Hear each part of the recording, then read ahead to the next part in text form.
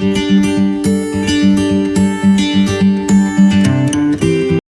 Guys, this is Anesh Prajapat. स्वागत है आपका अपने YouTube चैनल रीडिंग बोर्डर्स पे। तो अब तक हमने जो नंबर सिस्टम था वो कंप्लीट कर लिया था और आज हम जो अपनी दूसरी एक्सरसाइज है वो स्टार्ट करने वाले हैं। तो दूसरी एक्सरसाइज स्टार्ट हम करेंगे यूक्लिड विभाजन प्रमेय से। यूक्लिड विभाजन प्रमेय पर ही दूसरी जो एक्सरसाइज 2.1 है वो डिपेंड है। तो देखते हैं यूक्लिड विभाजन प्रमेय क्या है। तो आज की वीडियो में हम क्या करने वाले हैं, एक्सरसाइज 2.1 करने वाले हैं। ठीक है, तो ये करने से पहले हमें पता होना चाहिए किसके बारे में, यूक्लिड विभाजन प्रमेय के बारे में। यूक्लिड विभाजन प्रमेय का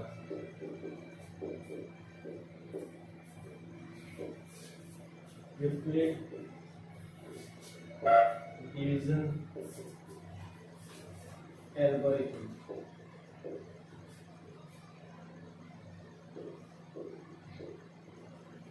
ठीक है, तो क्या पढ़ने वाले हैं, यूक्लिड विभाजन प्रमेय। यूक्लिड विभाजन प्रमेय क्या होती है, इससे पहले हम कुछ और देखने वाले हैं। जैसे मैं आपको बोल दूं, आपको 20 में 5 का भाग देना है।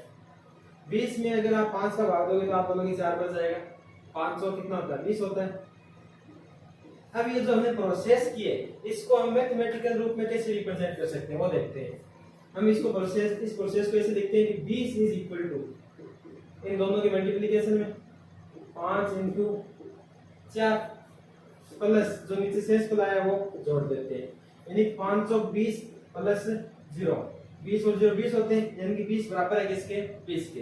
या फिर मैं आपको बोलता हूँ आपको भाग देना है 10 में किसका, 3 का देना है। तो आप कैसे दोगे, 3 तेरी 9, यहाँ पे रिमाइंडर में कितना आ गया, 1 आ गया शेष फल। इसको हम किस प्रकार लिख सकते हैं, 10 इज इक्वल टू, इसको इससे क्या करते हैं, गुणा करते हैं। 3 इंटू 3 प्लस ये जो रिमाइंडर में आता है उसका क्या कर देते हैं, ऐड कर देते हैं। जैसे यहाँ पे 0 आया था, हमने 0 ऐड कर दिया और यहाँ पे हमारे पास 1 आया तो हमने क्या कर दिया, 1 ऐड कर दिया। तब इसको हम क्या, ये जो 20 है जिसके अंदर हम भाग देते हैं उसे क्या बोलते हैं, हम भाज्य बोलते हैं। भाज्य इज इक्वल टू, जिसका हम भाग देते हैं उसे क्या बोलते हैं, हम भाजक बोलते हैं। भाजक इनटू 4, यहाँ पे क्या हो जाएगा, 4 पर भाग गया है, इसका मतलब ये क्या है, भागफल है। भाग करने के बाद हमारे पास जो फल आया उसे क्या बोलेंगे हम, भागफल। ये हो गया हमारे पास है भागफल। और ये जो प्लस हमने किया ये क्या है, शेषफल। नीचे जो बचता है उसे क्या बोलते हैं, शेषफल। तो ये हमारे पास क्या बन गया, भाज्य इज इक्वल टू भाजक प्लस भाज्य इज इक्वल टू भाजक इनटू भागफल प्लस शेषफल। इसी प्रकार इसी को रिप्रेजेंट कर सकते हैं, 10 को क्या बोलेंगे, भाज्य। जिसके अंदर भाग देते हैं उसे भाज्य बोलते हैं, जिसका भाग देते हैं उसे भाजक बोलते हैं, जितनी पर भाग जाता है उसे क्या बोलते हैं, भागफल बोलते हैं। प्लस क्या हो गया हमारे पास है, शेषफल।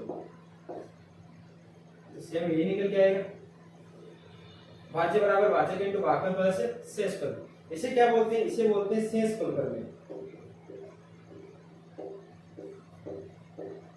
या फिर आप भागफल प्रमेय भी बोल सकते हो। क्या बोलते हैं इसे, वैसे शेषफल प्रमेय बोलते हैं। ठीक है, तो इसी शेषफल प्रमेय के आधार पर यूक्लिड ने अपनी एक प्रमेय दी। क्या दी, यूक्लिड बोला कि आपके पास अगर a और b दो क्या है, धनात्मक पूर्णांक है। धनात्मक पूर्णांक हमने देखे थे कौन से होते हैं, धनात्मक पूर्णांक ऐसे पूर्णांक जो 0 से बड़े हो, ऐसे पूर्णांक जो 0 से बड़े हो, यानी प्लस के जितने भी पूर्णांक होते हैं वो सारे के सारे पूर्णांक क्या होते हैं, धनात्मक पूर्णांक होते हैं। तो आपके पास a और b क्या है, प्लस की 2 संख्याएं। ठीक है, a और b धनात्मक पूर्णांक है, यानी प्लस की 2 क्या है आपके पास संख्याएं। अगर आपके पास a और b दो धनात्मक पूर्णांक है तो आप अगर a में b का भाग देते हो, a में b का भाग देते हो तो आपके पास 2 और ऐसी धनात्मक पूर्णांक संख्याएं आएंगी जिन्हें हम क्या बोल सकते हैं, एक को तो क्यों बोल सकते हैं और एक को आर बोल सकते हैं। ये किस प्रकार विद्यमान होगी क्यों और आर, वो किस इस आधार पर बताया था कि ये हमारे शेषफल प्रमेय, इस आधार पे ये दोनों के दोनों क्यों और आर विद्यमान होंगी। कैसे, जैसे मान लो आपके पास यहाँ पे क्या है, भाज्य। भाज्य की जगह हमारे पास क्या है, a इज इक्वल टू भाजक हमारे पास क्या है, b है, इनटू भागफल हमारे पास क्या है, क्यों है। प्लस शेष पद हमारे पास क्या है r। ठीक है, ये बताया था किसने, यूक्लिड ने, कि अगर आपके पास a और b दो धनात्मक पूर्णांक संख्या है, अगर a और b आपके पास दो धनात्मक पूर्णांक संख्या है, तो आपके पास q और r भी इस प्रकार विद्यमान होंगे। किस प्रकार, इस प्रकार। ये जो स्टेटमेंट है, ये जो स्टेटमेंट है, इसे ही हम क्या बोलेंगे, यूक्लिड विभाजन प्रमेय बोलेंगे। इस स्टेटमेंट को इंग्लिश में क्या बोला जाता है, यूक्लिड विभाजन प्रमेय बोला जाता है। और ये जो r है ना, r के लिए इसने एक कंडीशन भी दी थी। क्या कंडीशन थी, कि ये r कभी भी b से ज्यादा नहीं हो सकता, यानी कि जो शेष पद है वो कभी भी भाजक से ज्यादा नहीं हो सकता। ये इसने क्या किया था, स्टेटमेंट दिया था कि r कभी भी ज्यादा नहीं हो सकता b से, b से छोटा ही होगा, हमेशा b से क्या होगा, छोटा होगा। पर हाँ, r 0 हो सकता है, r 0 हो सकता है और 0 से बड़ा भी हो सकता है, पर b के न तो बराबर होगा, नहीं b से बड़ा होगा, b से हमेशा क्या होगा, छोटा होगा। जैसे यहाँ पर हम बात करते हैं, ये हमारे पास क्या आयत है, ये r हमेशा, ये b है, ये r हमेशा इस b से क्या होगा, छोटा होगा, पर 0 तो हो सकता है ना। यहाँ पे हम बात करते हैं, ये क्या है, r हमारे पास, और ये क्या है, b है। नीचे वाला r होता है, ये होता है b। r इससे क्या होगा, छोटा होगा, b से क्या होगा, छोटा होगा। 0 से बड़ा भी हो सकता है और 0 के बराबर भी हो सकता है, 3 से क्या है, छोटा है। तो इसने ये कंडीशन दी थी कि r हमेशा 0 के बराबर भी हो सकता है और 0 से बड़ा भी हो सकता है, पर b से हमेशा क्या होगा, छोटा होगा। यही क्या थी, यूक्लिड विभाजन प्रमेय थी।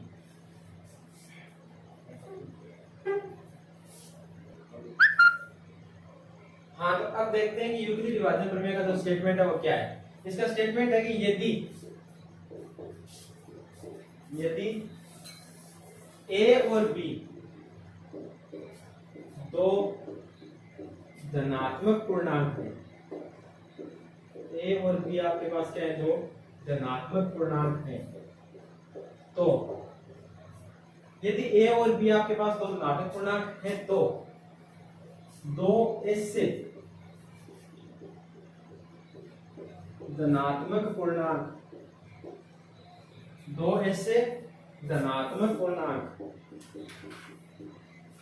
Q व R, पहली कंडीशन क्या, a और b दो धनात्मक पूर्णांक हैं, तो आपके पास दो ऐसे धनात्मक पूर्णांक Q व R विद्यमान होंगे कि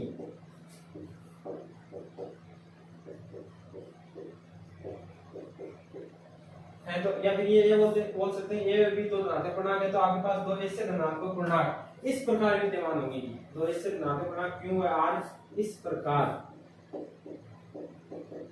विद्यमान होंगे कि, किस प्रकार विद्यमान होंगे वो नीचे देखते हैं कि a इज इक्वल टू क्या हो जाए, bq प्लस r हो जाए। a इज इक्वल टू क्या हो जाए, bq प्लस r हो जाए, जहां r है वो हमेशा b से क्या होगा, छोटा होगा, और r बराबर हो सकता है 0 के और 0 से बड़ा भी हो सकता है। ये जो कंडीशन है, इसी को हम क्या बोलेंगे, अंकगणित में यूक्लिड विभाजन प्रमेय बोलेंगे। ठीक है, ये है कथन अंकगणित में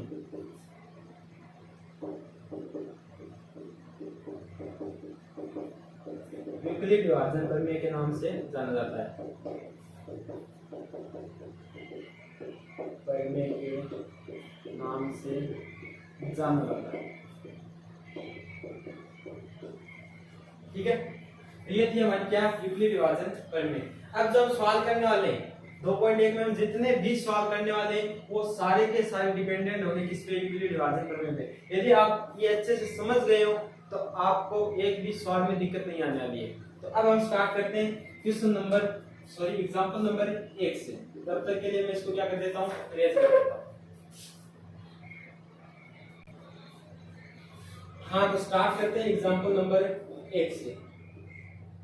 एग्जांपल नंबर 1 आपके पास क्या है, एग्जांपल नंबर 1 है आपके पास कि आपको दर्शाना है, यानी सिद्ध करना है आपको कि दर्शाइए कि कोई भी जो धनात्मक पूर्णांक है, यानी कि जितनी भी प्लस की संख्या है उन्हें हम 3q प्लस 1 और 3q प्लस 2 इस फॉर्म में लिख सकते हैं। ये आपको क्या करना है, दर्शाना है, रिप्रेजेंट करना है कि कोई भी धनात्मक पूर्णांक है। धनात्मक पूर्णांक मतलब जितनी जो भी प्लस की संख्या है, धनात्मक पूर्णांक क्या होते हैं, 0 से बड़े होते हैं वही होते हैं। तो जितने भी धनात्मक पूर्णांक हैं उन्हें हम कैसे लिख सकते हैं, 3q प्लस 1 और 3q प्लस 2। धनात्मक पूर्णांक को इस फॉर्म में हम लिख सकते हैं। ये आपको क्या करना है, दर्शाना है, सिद्ध करना है। ठीक है, ये हमें क्या करना है, एग्जांपल नंबर 1 में सिद्ध करना है। तो ये सिद्ध करने के लिए हम क्या करेंगे, मान के चलेंगे। क्या मान के चलेंगे कि हमारे पास माना ए कोई क्या है, धनात्मक पूर्णांक है।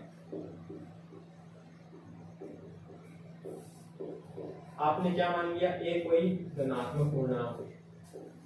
ठीक है, ये सिद्ध करने के लिए हमें क्या मान के चलना पड़ेगा कि ए कोई क्या है, धनात्मक पूर्णांक है। ठीक है, तथा b आपके पास कितना है। अब b का आपको अपने आप पता चल जाएगा कितना है। हमारी जो यूक्लिड विभाजन परिमेय थी वो क्या थी, a = bq + r की। a = bq + r थी। अब देखो ये q है, q के गुणा में जो होता है उसे हम क्या बोल सकते हैं, b बोल सकते हैं। यहाँ पे q के गुणा में क्या है, b है, तो यहाँ पे q के गुणा में वो क्या है, कितना है, 3 है। तो हमारा b है वो किसके बराबर होगा, इस 3 के बराबर होगा। तो b कितना हमारे पास है, 3 है। कोई दिक्कत है? मेरे हिसाब से यहाँ तक आपको कोई दिक्कत नहीं। मैंने क्या किया, वो सिद्ध करने के लिए कि ये धनात्मक पूर्णांक है, ये क्या है, धनात्मक पूर्णांक है, ये सिद्ध करने के लिए मैंने a को क्या माना है, मैंने a को कोई धनात्मक पूर्णांक माना है। ठीक है, अगर a धनात्मक पूर्णांक है और b = 3 है, यानी कि हमारे पास a और b आ चुके हैं, a और b आ चुके हैं, तो हम क्या बोल सकते हैं, हम बोल सकते हैं अगर हमारे पास a और b है तो यूक्लिड विभाजन परिमेय से हमारे पास क्या होंगी, q और r भी होंगी। हम क्या बोलेंगे, यूक्लिड विभाजन परिमेय से, यूक्लिड विभाजन परिमेय से, यूक्लिड विभाजन परिमेय से हम बोल सकते हैं कि ये a है ना, ये किसके इक्वल होगा, bq + r के इक्वल होगा, bq + r के इक्वल होगा। तो b हमारे पास कितना है, 3 है, तो ये किसके इक्वल होगा, 3q + r के इक्वल होगा। b हमारे पास यहाँ पे कितना, 3 है, तो a किसके बराबर होगा, 3q + r के इक्वल होगा। कौन बोलती है बात, यूक्लिड विभाजन परिमेय बोलती है।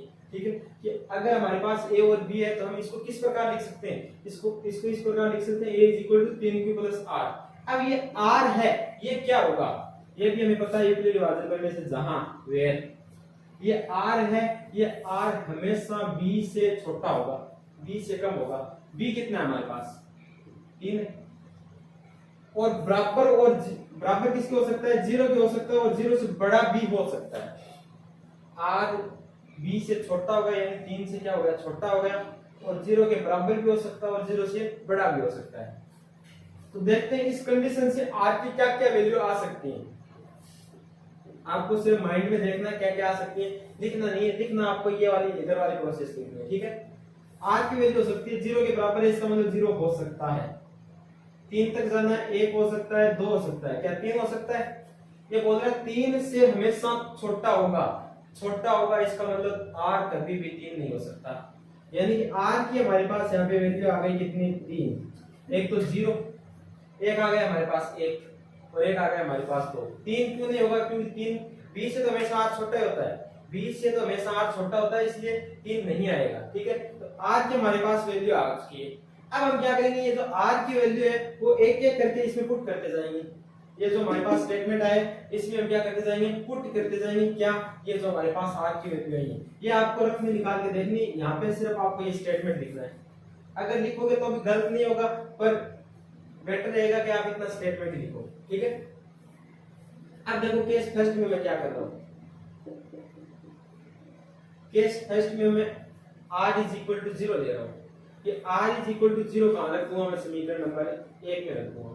ठीक है, r = 0 रखने पर, या फिर ये लिख सकते हो r = 0 समीकरण 1 में रखने पर। या केस फर्स्ट में मैं r बराबर क्या रख रहा हूँ, 0 रख रहा हूँ। तो ये हमारे पास क्या आ जाएगा, a का a, 3 का 3, q का q, प्लस यहाँ पे मैं 0 लिख देता हूँ, ये जो r का मान कितना है, 0। इसको हम लिख सकते हैं a = 3q, इसे बोल सकते हैं समीकरण नंबर 1। ये हमारे पास क्या है, समीकरण नंबर 1 है। ठीक है, केस सेकंड लेते हैं। कि सेकंड में आपको क्या करना है, आर की वैल्यू कितनी पुट करनी है, 1 पुट करनी है। ठीक है, अब क्या लिखेंगे, आर बराबर 1 रखने पर इसमें रखोगे समीकरण नंबर 1, सॉरी इसको हम क्या बोल देंगे, 2 बोल देंगे। ठीक है, एक तो हमने पहले से दे दिए। ठीक है, तो ये आएगा हमारे पास a is equal to 3q का 3q, a is equal to 3q का 3q प्लस का प्लस r बराबर आपको कितना रखना है, 1 रखना है। इस r की जगह आप क्या रख दोगे, 1। ये हमारे पास हो जाएगा समीकरण नंबर 3। अब हम केस क्या लेके चलेंगे, थर्ड लेके चलेंगे। थर्ड में हम क्या बोलेंगे कि r इज इक्वल टू कितने रख सकते हैं, 2 भी रख सकते हैं। हम लिखेंगे r बराबर 2 रखने पर, कहां पर रखना है आपको r बराबर 2, ये जो आपके पास समीकरण नंबर 1 है इसमें रखना है। तो ये आ जाएगा a is equal to 3q plus 2, इसे आप बोल दोगे समीकरण नंबर 4। क्या बोल दोगे, समीकरण नंबर 4। तो a हमारे पास क्या है, a है धनात्मक पूर्णांक। a हमारे पास क्या है, धनात्मक पूर्णांक। अगर a के बराबर में 3q है तो ये अगर धनात्मक पूर्णांक है तो ये इसके बराबर में, तो ये भी क्या होगा, धनात्मक पूर्णांक होगा। अगर a धनात्मक पूर्णांक है तो ये भी धनात्मक पूर्णांक होगा। क्यों, क्योंकि ये दोनों आपस में क्या है, बराबर में। क्योंकि 5 5 के बराबर हो सकता है, 5 3 के बराबर में थोड़ी ना हो सकता है, कभी भी नहीं हो सकता। तो यानी कि इधर वाला अगर धनात्मक पूर्णांक है, इधर वाला अगर धनात्मक पूर्णांक है तो आगे वाला भी धनात्मक पूर्णांक होगा। ठीक है, ये अगर धनात्मक पूर्णांक है तो ये भी धनात्मक पूर्णांक होगा। ये अगर धनात्मक पूर्णांक है तो 3q प्लस 2 भी धनात्मक पूर्णांक होगा। हम क्या बोल सकते हैं, हम समीकरण 2 3 और 4 से बोल सकते हैं कि इधर वाले धनात्मक पूर्णांक है तो आगे वाले भी धनात्मक पूर्णांक होंगे। तो हम बोल सकते हैं समीकरण 2 3 और 4 से स्पष्ट है कि, क्या स्पष्ट है कि कोई भी धनात्मक पूर्णांक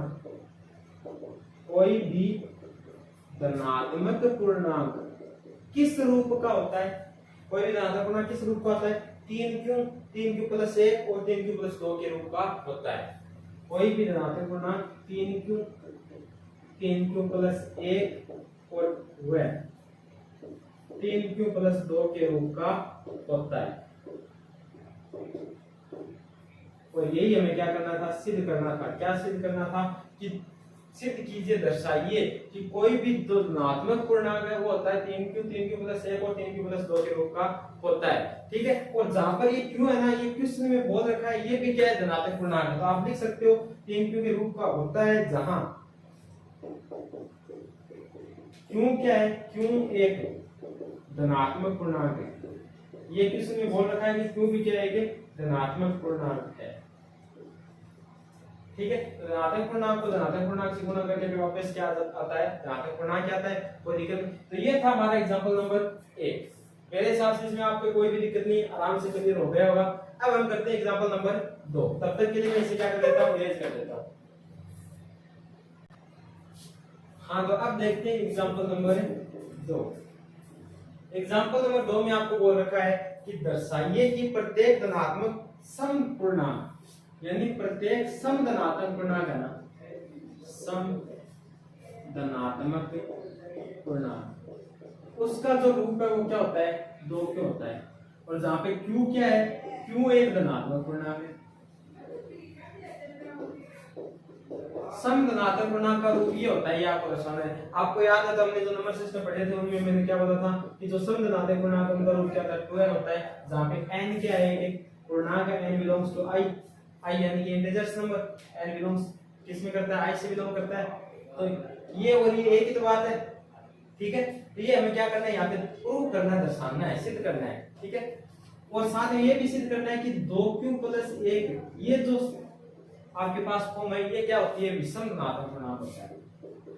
ये होता है विषम धनात्मक पूर्णांक। ये आपको क्या करना है, प्रूव करना है। ठीक है, दर्शाना है, सिद्ध करना है। तो इसे सिद्ध करने के लिए हम वो सेम काम करेंगे जो हमने पिछले क्वेश्चन में किया था। क्या किया था हमने बोला था कि अगर ये धनात्मक पूर्णांक है, सम हो चाहे विषम हो, उससे हमें कोई मतलब नहीं है। अगर ये धनात्मक पूर्णांक है तो हम क्या बोल सकते हैं कि यहाँ पे चलो लिख देता हूँ मैं, हम पहले क्या करते हैं, मानते हैं। क्या मानते हैं कि हमारे पास ए कोई क्या है, धनात्मक पूर्णांक। माना ए कोई धनात्मक पूर्णांक। सम विषम नहीं लिखना आपको, आपको डायरेक्ट क्या लिखना है, ए कोई धनात्मक पूर्णांक है। ठीक है, ए धनात्मक पूर्णांक। अब आप क्या ढूंढते हो, आप बी ढूंढते हो तथा बी देखना आपको कितना है। तो आप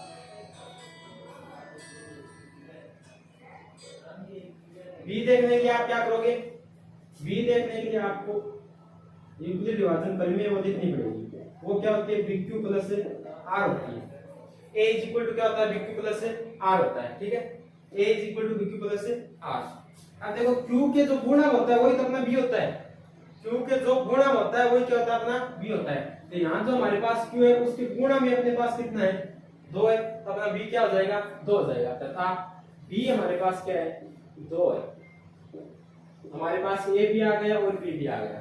अगर हमारे पास A और B हो तो कोई दिक्कत ही नहीं। क्यों, क्योंकि हम यूक्लिड विभाजन प्रमेय से बोल सकते हैं अगर हमारे पास A और B है तो इसको हम इसको एक परिभाषित कर सकते हैं कि हमारे पास Q और R भी आ जाए। ठीक है, कैसे परिभाषित करेंगे, हम बोल देंगे कि यूक्लिड विभाजन प्रमेय से, यूक्लिड विभाजन प्रमेय से। अब देखते हैं ये प्रमेय क्या बोलती है। प्रमेय बोलती है कि अगर आपके पास A और B है तो आप लिख सकते हैं A equal to BQ plus R। पर यहाँ पे हमारे पास B की वैल्यू है, B की वैल्यू कितनी है, 2 है। हम BQ नहीं लिख के क्या लिखेंगे, B की वैल्यू लिखेंगे। अब ये बोल रहा है कि R है ना, R पे हमारे पास क्या है, कंडीशन लागू होगी। वो क्या होती है कि R हमेशा छोटा होता है। R हमेशा क्या होगा, छोटा होगा किससे, B से। B कितना है, 2 है। और बराबर और इससे बड़ा भी हो सकता है किससे, 0 से। तो इससे हम क्या कंक्लूजन निकालते हैं, इससे कंक्लूजन निकाल सकते हैं कि R 0 हो सकता है, R 1 हो सकता है। क्या R 2 हो सकता है, नहीं होगा। क्यों नहीं होगा, R हमेशा 2 से क्या होगा, छोटा होगा। क्योंकि R B से क्या होता है, छोटा होता है। ठीक है, अब आपको लग रहा होगा क्या चल रहा है। पहली बात बता देता हूं आपको, ये थ्योरेटिकल एक्सरसाइज है तो इसमें थोड़ी ज्यादा चलेगी। तो आपको थोड़ा सा ध्यान रखना है। अगर आप एक दो क्वेश्चन में एकदम परफेक्ट तरीके से ध्यान रखते हैं तो आपकी ये जो थ्योरी मैं बता रहा हूँ ये धीरे धीरे क्या हो जाएगी, याद हो जाएगी, माइंड में सेट हो जाएगी। फिर आपको कोई भी प्रॉब्लम नहीं आने वाली है। तो साथ बने रहिए, कहीं पे प्रॉब्लम नहीं आने वाली है। बस साथ साथ देखते रहिए। 2 या 3 क्वेश्चन में आपको ये जो सेम प्रोसेस क्या है, ये सेम चलती है। हर क्वेश्चन में लगभग प्रोसेस क्या चलती है, सेम चलती है। तो आपको ये प्रोसेस अगर याद हो गई तो आपको किसी भी क्वेश्चन में कोई भी प्रॉब्लम नहीं आने वाली है। ठीक है, अब देखते हैं यहाँ पे हमारे पास जो R है वो 0 भी आ गया और 1 भी आ गया। 2 केस बनेंगे यहाँ पे, R 0 भी है और 1 भी है। हम क्या बोलेंगे, केस फर्स्ट में हम बोलेंगे, केस फर्स्ट में R बराबर 0 देने पर या 0 रखने पर, कहां पर रखने वाले हैं, ये जो हमारे पास स्टेटमेंट है इसमें रखेंगे। 0 रखेंगे, क्या आ जाएगा, A is equal to 2Q plus R। 0 जोड़ो या ना जोड़ो कोई इफेक्ट नहीं पड़ने वाला है। तो A इज इक्वल टू क्या आ गया हमारे पास, 2Q आ गया। ठीक है, अब इससे हम क्या कंक्लूजन, या फिर आप एक स्टेप बढ़ा लो। चलो 0 मैंने क्या लिख दिया, मैंने लिख दिया A is equal to 0 add करने कोई इफेक्ट नहीं पड़ेगा। तो आ गया R A is equal to 2Q आ गया। ठीक है, अब देखते हैं इससे कंक्लूजन क्या निकलता है। कंक्लूजन ये निकलता है, इसको आप बोल दोगे इक्वेशन फर्स्ट। कंक्लूजन ये निकलता है कि अगर 2Q में आप 2 का डिवाइड देते हो तो ये कंप्लीटली क्या है, डिविजिबल है। यानी 2Q में 2 का भाग जाता है, 2Q में 2 का पूरा पूरा भाग जाता है। इसका मतलब ये जो 2Q है ये 2 से क्या है, भाज्य है। हम बोल सकते हैं बिकॉज जो 2Q है वो हमारा 2 से क्या है, भाज्य। भाज्य का मतलब 2Q में 2 का भाग जाता है।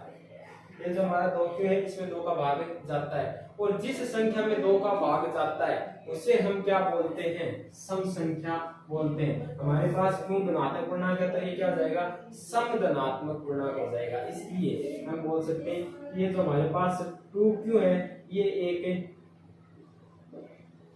सम धनात्मक पूर्णांक है। इस 2Q से हमने कंक्लूजन निकाला है कि हमारे पास ये जो 2Q है ये क्या है, सम धनात्मक पूर्णांक है। मेरे हिसाब से इसमें आपको कोई प्रॉब्लम नहीं। क्यों, क्योंकि इसमें 2 का भाग जा रहा था, 2 का भाग जा रहा था, इसलिए हमने बोल दिया कि ये क्या है, कि सम धनात्मक पूर्णांक है। अब हम लेके चलते हैं केस सेकंड। केस सेकंड अपने पास क्या है, सेकंड में हम बोल सकते हैं हमने आर की वैल्यू 0 तो पुट कर दी, अब क्या पुट करेंगे, 1 पुट करेंगे, 0 के बाद 1 है हमारे पास, हम क्या बोलेंगे r इज इक्वल टू 1 रखने पर 1 पुट करो। यहाँ पे हम क्या करेंगे, r की वैल्यू 1 पुट करेंगे, 1 रखेंगे, तो ये हमारे पास आने वाला a is equal to q plus 1, ये हमारे पास आ गया, ठीक है, a is equal to 2q plus 1 आ गया। इससे क्या कंक्लूजन निकाल सकते हैं, तो इसे इक्वेशन सेकंड दे देंगे, इससे भी हम क्या निकाल सकते हैं, कंक्लूजन निकाल सकते हैं। इसमें हम 2 का भाग लेके देखेंगे, 2q प्लस 1 में अगर हम 2 का भाग लेते हैं तो ये तो 2 से डिविजिबल है, पर ये 1 2 से डिविजिबल नहीं है, या फिर यहाँ पे हम क्यों क्या धनात्मक पूर्णांक है, कोई भी पूर्णांक रख लेते हैं धनात्मक, जैसे आपने मान दिया 2 रख लिया यहाँ पे बटे 2, 2 दूनी कितना हो 4 और 1 5, 5 बटे 2, यानी कि इसमें पूरा पूरा 2 भाग में जा रहा है, यानी कि ये जो ऊपर वाली संख्या है इसमें 2 का भाग नहीं जा रहा है, और जिस संख्या में 2 का भाग नहीं जाता है उसे हम क्या बोलते हैं, विषम धनात्मक पूर्णांक। तो इससे हम कंक्लूजन निकाल सकते हैं क्या, कि इसमें 2 का भाग नहीं जाता है, नहीं जाता है, इसका मतलब ये क्या है, हमारे पास एक विषम धनात्मक पूर्णांक है। तो हम यहाँ पे बिकॉज़ लिखेंगे, बिकॉज़ 2q प्लस 1 ये जो संख्या है वो 2 से भाज्य नहीं है, 2 से भाज्य नहीं है। अगर ये संख्या 2 से भाज्य नहीं है तो हम क्या बोल सकते हैं, हम बोल सकते हैं कि ये एक विषम संख्या है, ठीक है। इसलिए 2q प्लस 1 एक विषम धनात्मक पूर्णांक है, विषम धनात्मक पूर्णांक है। तो आपको यहीं पर नहीं छोड़ना है, लास्ट में आपको इसका कंक्लूजन लिखना होता है अलग से। क्या लिखोगे आप, लास्ट में आप अंदर लगा के लिखोगे एन। हमारे पास जो समीकरण 1 और 2 है, समीकरण 1 और 2 है, हम बोलेंगे अर्थात समीकरण 1 व 2 से, 1 व 2 से स्पष्ट है कि, स्पष्ट है कि, क्या स्पष्ट है कि कोई भी समधनात्मक पूर्णांक, कोई भी समधनात्मक पूर्णांक किस रूप का होता है, समधनात्मक पूर्णांक होता है 2q के रूप का। बोल सकते हैं कोई भी समधनात्मक पूर्णांक 2q तथा विषम धनात्मक पूर्णांक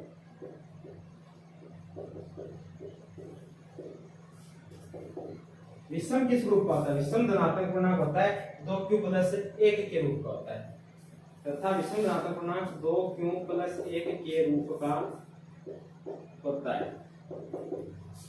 और जहाँ पे q क्या बोल सकते हैं हम, एक क्वेश्चन में आपको दिया हुआ मिलेगा कि q क्या है, धनात्मक पूर्णांक है, जहाँ q एक क्या है, धनात्मक पूर्णांक, q एक धनात्मक पूर्णांक है, ठीक है। ये सब कुछ लिखना होता है, पहले बताया था मैंने, ये एक थ्योरेटिकल एक्सरसाइज है, तो ये पूरी की पूरी प्रोसेस आपको लिखनी पड़ेगी, तभी जाके आपका क्वेश्चन सही होने वाला है, ठीक है।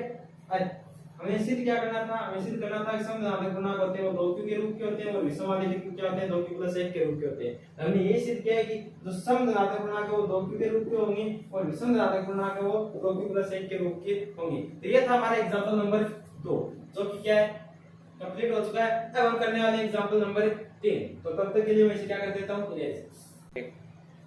हाँ। तो अब करते हैं एग्जांपल नंबर 3। देखते हैं एग्जांपल नंबर 3 में आपको क्या बोल रखा है। एग्जांपल नंबर 3 में आपको बोल रखा है कि यूक्लिड विभाजन प्रमेय का प्रयोग कर दर्शाइए कि किसी धनात्मक पूर्णांक का वर्ग, धनात्मक पूर्णांक का वर्ग बोल रहा है, इस बार क्या बोल रहा है, धनात्मक पूर्णांक का वर्ग स्केयर है, वो किस रूप का होता है, वो होता है 3m प्लस 1 और 3m प्लस, यही है 3m और 3m प्लस 1 के रूप का होता है। ये आपको क्या करना है, सिद्ध करना है। किसी भी धनात्मक पूर्णांक का जो वर्ग है वो होता है 3m और 3m प्लस 1 के रूप का होता है। जहां पे m आपको बोल रखा है, m क्या है, पूर्णांक है, जहां m धनात्मक पूर्णांक है, ठीक है,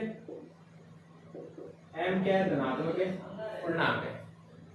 आपको सिद्ध क्या करना है, आपको सिद्ध करना है कि कोई भी धनात्मक पूर्णांक का वर्ग जो है, वर्ग है वो इस रूप का होता है, ठीक है। आपको ये सिद्ध करना है कोई भी धनात्मक पूर्णांक का वर्ग है वो इस रूप का होता है, ठीक है। तो आपको वही सेम काम करना है। सबसे पहले आपको मानना पड़ेगा, मानना क्या मानने वाले आप, मानना ए कोई सेम काम है, ए कोई धनात्मक पूर्णांक है, ए कोई धनात्मक पूर्णांक है, ठीक है, ये आपने मान लिया। अब इस बार आपको ये नहीं देखना है कि बी कितना है, क्योंकि यूक्लिडी विभाजन पर हम यहाँ पे सीधे डायरेक्टली नहीं लगाने वाले हैं, ठीक है। आपको क्या बोलना है, आपको पता है अगर ए कोई धनात्मक पूर्णांक है तो आपको वर्ग किस रूप में सिद्ध करना है। ए आपके पास है तो आपके पास क्या होना चाहिए, बी भी होना चाहिए, तो बी यहाँ पे क्या होगा, 3 होगा, ठीक है। यूक्लिडी विभाजन पर हम क्या बोल सकते हैं, धनात्मक पूर्णांक वो होंगे 3q प्लस 1 और 3q प्लस 2। 3q प्लस 3 क्यों नहीं होगा, 3q प्लस 3 नहीं होगा, क्यों नहीं होगा, क्योंकि r कभी भी किसके बराबर नहीं हो सकता, इस b के बराबर नहीं हो सकता। तो जो धनात्मक पूर्णांक हैं वो इस रूप के होंगे। ये बात हम किससे बोल सकते हैं, अपनी जो यूक्लिड विभाजन प्रमेय उससे बोल सकते हैं, या फिर हमने जो अपना फर्स्ट क्वेश्चन था, फर्स्ट एग्जांपल था, उसमें हमने क्या किया था, सिद्ध किया था। क्या सिद्ध किया था कि जो धनात्मक पूर्णांक वो होते हैं 3q प्लस 1 और 3q प्लस 2 के रूप के होते हैं। यानी हमें पहले से पता है, क्या पता है कि ये जो धनात्मक पूर्णांक है वो इस रूप के होते हैं, या फिर यहाँ से हम कंक्लूजन निकाल के बोल सकते हैं कि धनात्मक पूर्णांक इस रूप के होते हैं। यानी हम बोल सकते हैं कि जो धनात्मक पूर्णांक है वो ये है, धनात्मक पूर्णांक हमारे पास क्या है, ये जो 3q प्लस 1 और 3q प्लस 2, 3q प्लस 3 क्यों नहीं है, क्योंकि 3 होते ही यहाँ पे क्या हो जाएगा, r है वो b के बराबर आ जाएगा, इसलिए 3q प्लस 3 नहीं हो सकता, ठीक है। ये धनात्मक पूर्णांक है, इनका जो वर्ग है वो वर्ग किस रूप का होना चाहिए, इस रूप का होना चाहिए। ये हमें क्या करना है, सिद्ध करना है। इनका वर्ग है वो इस रूप का होना चाहिए, इनका जो वर्ग है वो इस रूप का होना चाहिए, ये हमें क्या करना है, सिद्ध करना है। तो आप क्या करोगे, आप पहले एक लाइन लिखोगे कि हम जानते हैं कि, क्या जानते हैं, हम जानते हैं कि कोई भी धनात्मक पूर्णांक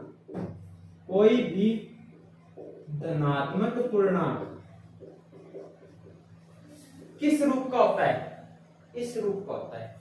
कोई भी धनात्मक पूर्णांक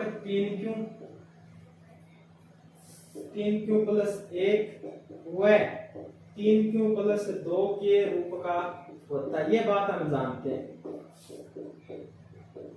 रूप का होता है।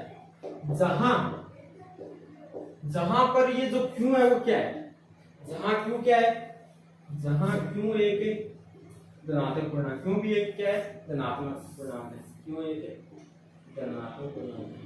थ्योरेटिकल एक्सरसाइज है, इसलिए आपको थ्योरी याद रखनी पड़ेगी, धनात्मक पूर्णांक है, ठीक है। हाँ, अब आगे देखते हैं, आगे क्या कहेंगे हम, ये भी हमारे पास धनात्मक पूर्णांक हो गया और ये भी हमारे पास तीनों के तीनों क्या हो गए, धनात्मक पूर्णांक हो गए। तो हम क्या चलेंगे, अकॉर्डिंग टू क्वेश्चन चलेंगे। क्वेश्चन में क्या बोल रखा है, क्वेश्चन में बोल रखा है हमें कि ए भी धनात्मक पूर्णांक है और ये भी धनात्मक पूर्णांक है, दोनों के दोनों धनात्मक पूर्णांक है। तो हम बोल सकते हैं ए बराबर होगा इसके, क्यों, क्योंकि दोनों के दोनों क्या है, धनात्मक पूर्णांक है। अब हमें धनात्मक पूर्णांक नहीं चाहिए, हमें क्या चाहिए, हमें चाहिए धनात्मक पूर्णांक का वर्ग। क्या चाहिए, धनात्मक पूर्णांक का वर्ग। तो आप क्या करोगे, दोनों तरफ स्क्वायर कर दोगे, वर्ग कर दोगे। यहाँ पर भी स्क्वायर कर दिया मैंने और यहाँ पर भी मैंने क्या कर दिया, स्क्वायर कर दिया। कोई प्रॉब्लम, दोनों तरफ स्क्वायर कर सकते हैं, कोई प्रॉब्लम नहीं। अब क्या करेंगे हम, अब इसे हम इस प्रकार लिख सकते हैं, a square is equal to 3 की स्क्वायर होती है 9q स्क्वायर, आ गया। a square is equal to आ गया 9q स्क्वायर, क्योंकि 3q की स्क्वायर क्या होगी, 3 3 9q स्क्वायर की q स्क्वायर, ये आ गया हमारे पास। पर हमें क्या लाना था, हमें लाना था कि जो स्क्वायर वो 3m होती है, स्क्वायर वो क्या होती है, 3m होती है। एक ही जो स्क्वायर है, एक है धनात्मक पूर्णांक और धनात्मक पूर्णांक का वर्ग, धनात्मक पूर्णांक की स्क्वायर है वो क्या होती है, 3m होती है। तो हम क्या बोलेंगे, हम इसे ये बोल सकते हैं 3 और इससे 3 क्या ले सकते हैं, कॉमन ले सकते हैं, तो ये आ जाएगा 3q स्क्वायर, हो सकता है। इससे मैं 3 बाहर ले दूं या फिर 3 3 9 होता है, इसको ऐसे भी तो लिख सकते हैं 3 इंटू 3q स्क्वायर, ये लिख सकते हैं, कोई प्रॉब्लम नहीं। अब हम क्या बोलेंगे, a square is equal to क्या हो जाएगा 3, और ये जो 3q स्क्वायर है ना, इसको मैं m लिख रहा हूं और इसको समीकरण नंबर मैंने दे दी 1, और यहाँ पे मैं बताऊंगा कि m क्या है। क्वेश्चन में पहले से बोल रखा है कि m क्या है, पर फिर भी आप बोल सकते हो कि m क्या है, पूर्णांक है।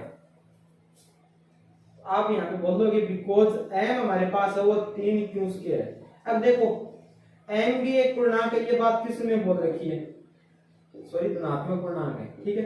ये बात क्वेश्चन में बोल रखी है कि m क्या है, कि पूर्णांक है। ये सिद्ध करना है, इसमें बोल रखा है कि m क्या है, कि धनात्मक पूर्णांक।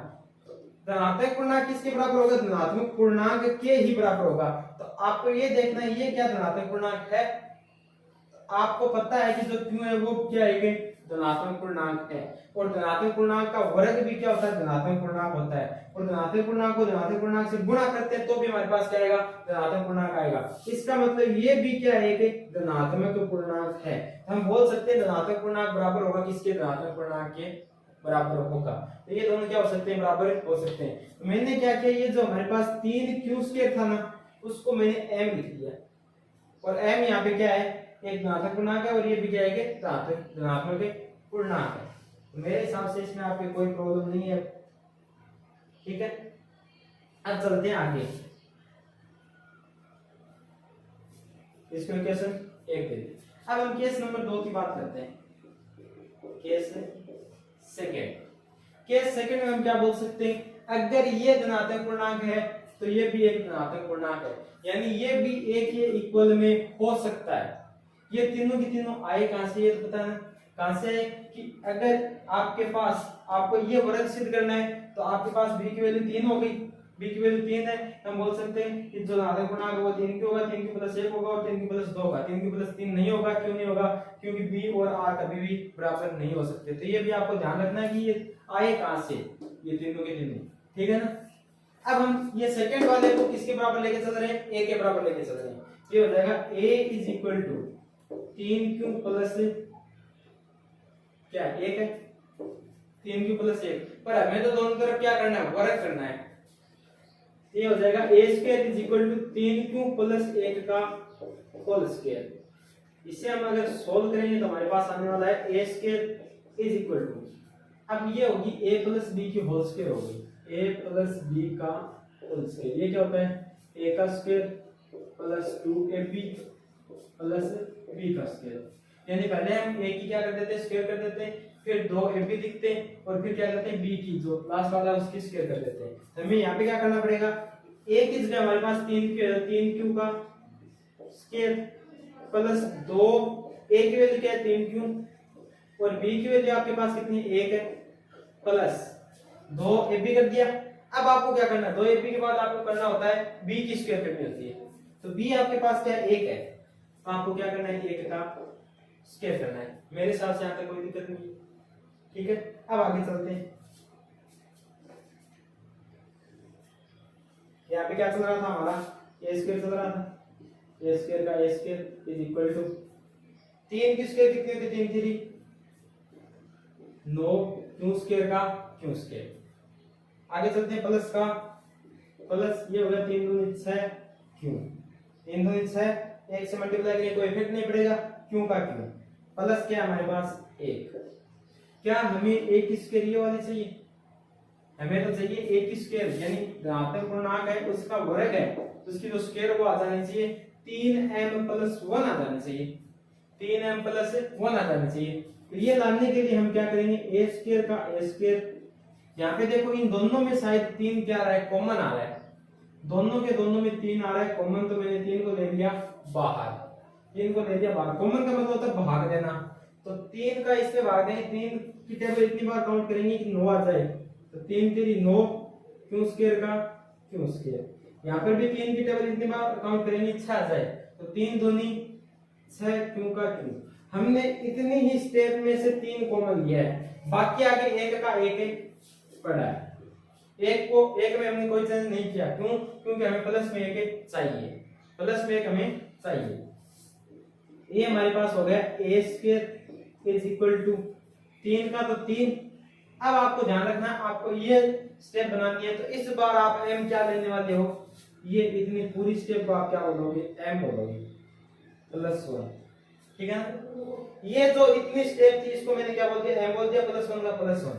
और यहाँ पे आप बताओगे कि m आपके पास क्या है, कॉस लगा के आप बताओगे कि m आपके पास है 3q² प्लस 2q, क्योंकि m एक पूर्णांक है और ये भी क्या है, एक पूर्णांक, और धनात्मक पूर्णांक के बराबर हो सकता है, इसमें कोई प्रॉब्लम नहीं है। ठीक है, तो ये हमारी हो गई इक्वेशन सेकंड। अब हम करेंगे इक्वेशन थर्ड पे चर्चा।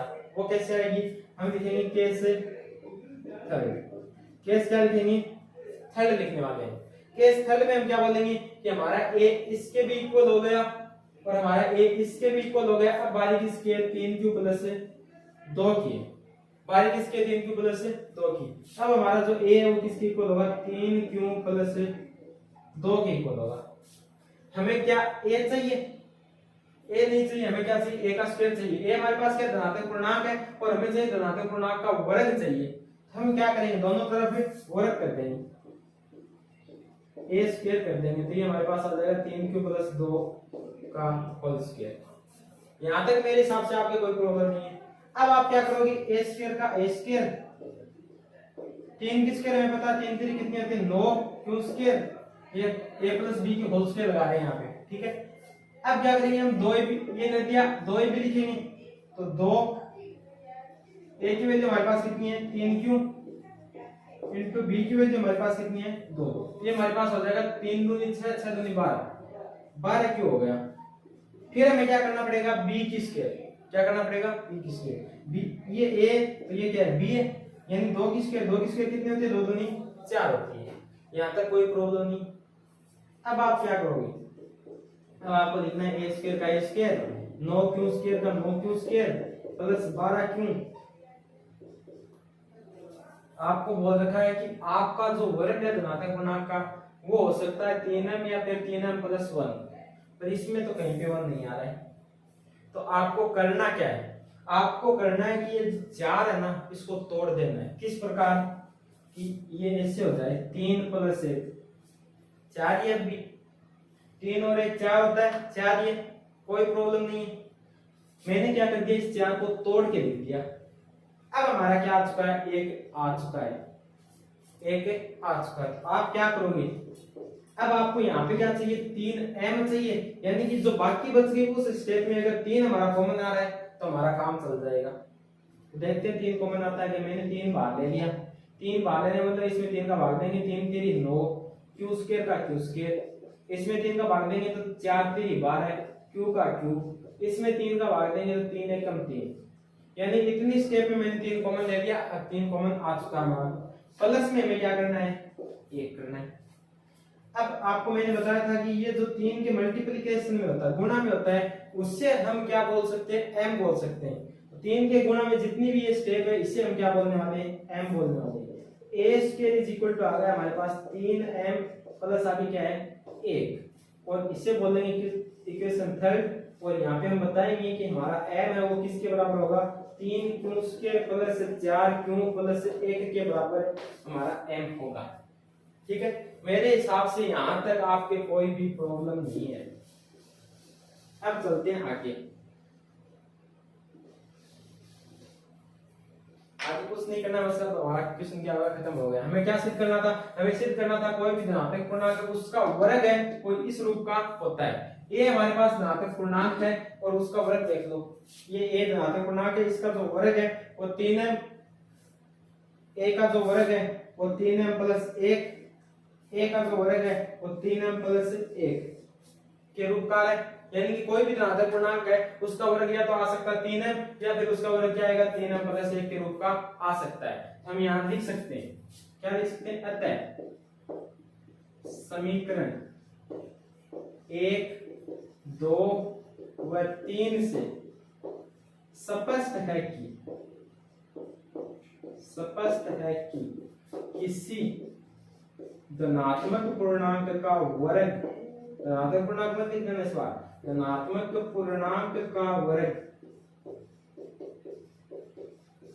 किस रूप का होता है, 3m व 3m प्लस 1 के रूप का होता है। ठीक है, जहां पे आपको ये भी बताना होता है कि m क्या चीज है, जहां m एक धनात्मक पूर्णांक है, जहां m क्या है कि धनात्मक पूर्णांक है। ये था हमारा एग्जांपल नंबर 3। तो जो हमारे यूक्लिड विभाजन परमिका से रिलेटेड एग्जांपल थे वो खत्म हो चुके हैं। अब हम देखने वाले हैं क्वेश्चन। तो एक्सरसाइज 2.1 है, उसका क्वेश्चन नंबर 1 स्टार्ट करने वाले हैं हम। ठीक है, हाँ तो अब करते हैं एक्सरसाइज 2.1 का क्वेश्चन नंबर 1। इसमें देखते हैं क्या बोल रखा है।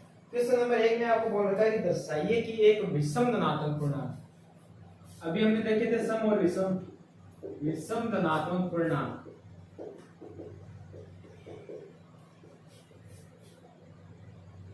का वर्ग, इसका जो वर्ग है ना वो किस रूप का होता है, 8q+1 के रूप का होता है। इसका वर्ग 8q+1 के रूप का होता है, ये आपको सिद्ध करना है।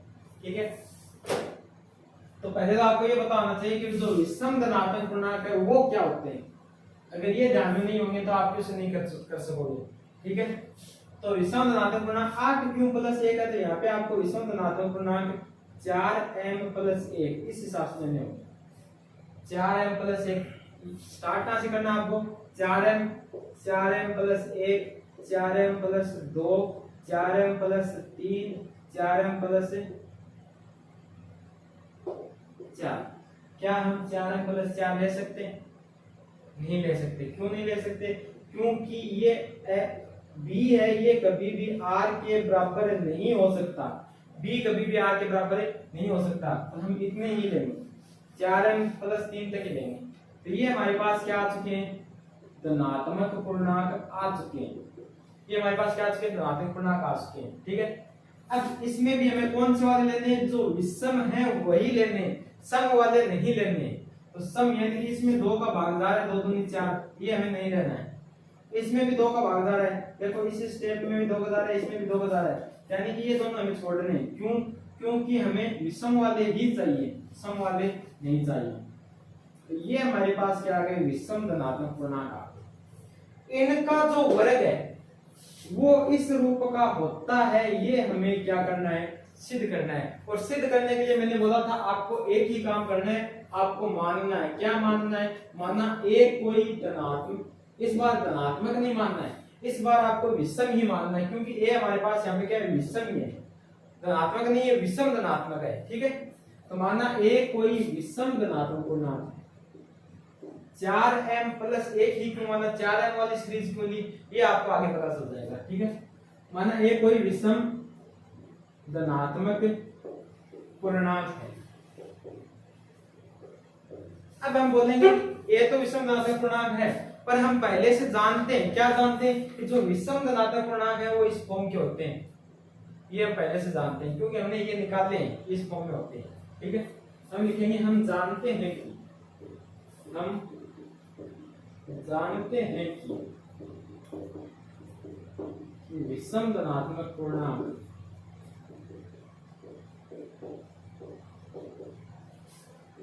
विषम धनात्मक पूर्णांक है वो 4m+1 व 4m+3 के रूप के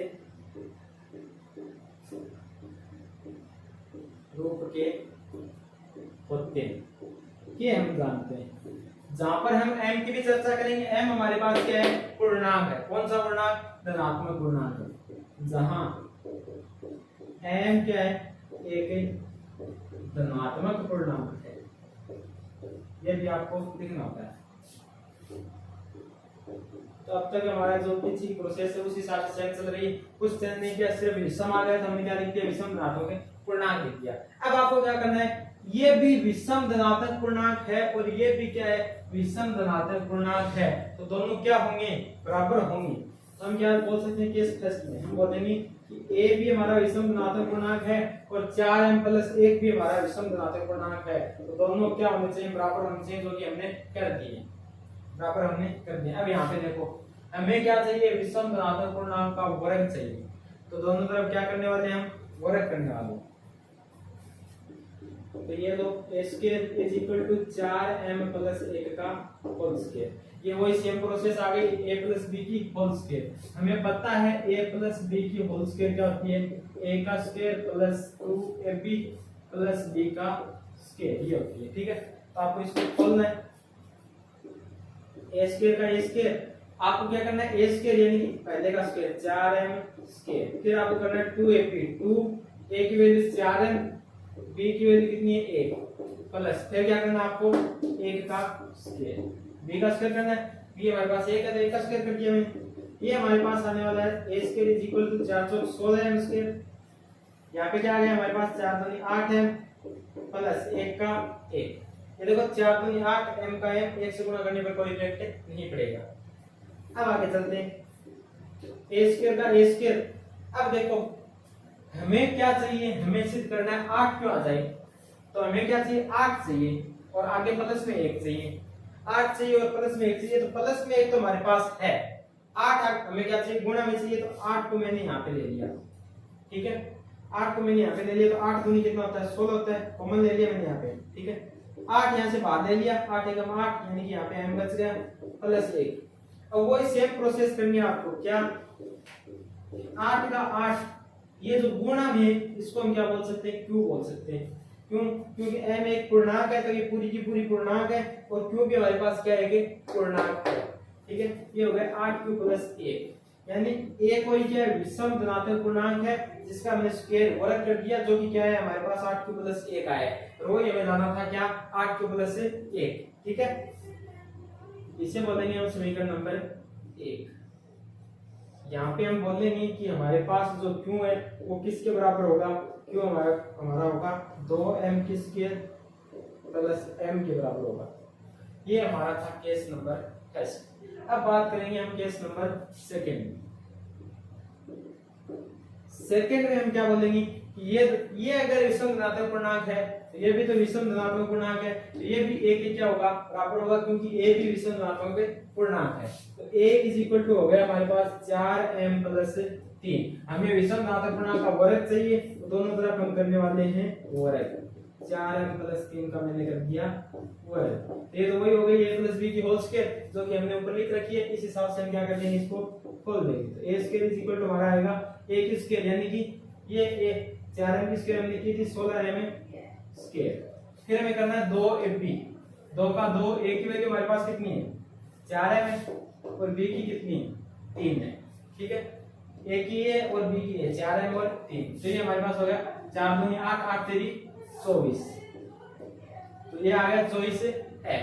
ठीक है, अब आपको करना है b की स्क्वायर, b की स्क्वायर कितनी होगी 3 तेरी 9 होगी, b हमारे पास 3 है, 3 की स्क्वायर कितनी आ जाएगी 9। यहाँ पे आपको क्या करना है a स्क्वायर।